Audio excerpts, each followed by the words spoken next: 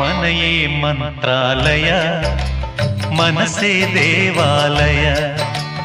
ಮನೆಯೇ ಮಂತ್ರಾಲಯ ಮನಸೇ ದೇವಾಲಯ ದೇವರೆಂದು ಪ್ರೇಮ ಸ್ವರೂಪ ಪ್ರೀತಿ ಮಾತೆ ನಂದಾದೀಪ ಅರಿತು ಬಾಳಲು ಜನ್ಮ ಸಾರ್ಥಕ ಮನೆಯ